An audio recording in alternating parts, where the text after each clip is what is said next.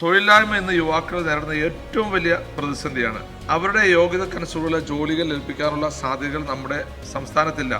കഴിഞ്ഞ 9 വർഷം യുവാക്കളെ ഈ സർക്കാർ അവഗണിച്ച് തന്നെയാണ് നമുക്ക് മനസ്സിലാക്കാൻ സാധിക്കും. യോഗ്യതക്കനുസരിച്ചുള്ള തൊഴിലില്ലാത്ത മലയാളി യുവാക്കളെ മാനസികമായി പിരിമുറുക്കുന്ന അത് കാരണമാണ്.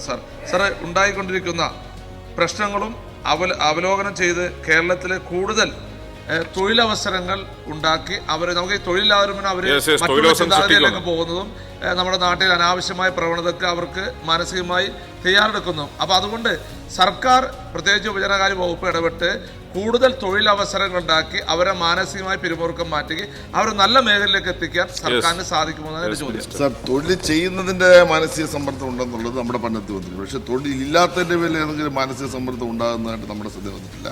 കേരളത്തിൽ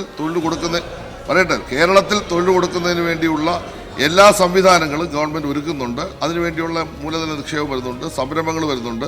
തൊഴിൽ ആഗ്രഹിച്ച് അങ്ങ് ആരെയും പറഞ്ഞു വിട്ടാൽ ഗവൺമെൻറ് ശ്രദ്ധപ്പെടുത്തിയാൽ അത്തരം കാര്യങ്ങൾ മുൻകൈ എടുത്ത് അവർക്ക് തൊഴിൽ കൊടുക്കാൻ വേണ്ടിയുള്ള പരിശ്രമം നടത്തുന്നുണ്ട്.